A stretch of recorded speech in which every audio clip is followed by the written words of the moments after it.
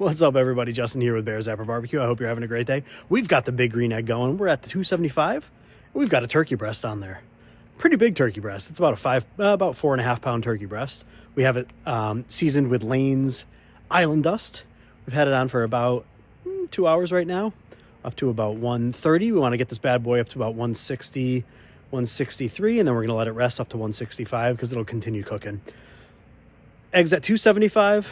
We got the Genius on down there, making sure we're regulating that temperature real nice.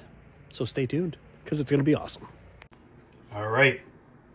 So we took the turkey off at 165.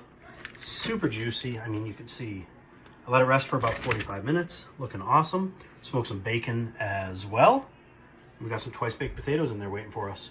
Super pumped. All right. So we sliced it up a bit. Look at that. I mean, awesomely moist. Look at this. Ooh. So, look at that. So juicy. Yeah. Super pumped. All right, let's get these sandwiches arranged and let's eat. All right, we have some mayo, some lettuce, Cabot cheese, our turkey, and our smoked bacon. Look at that.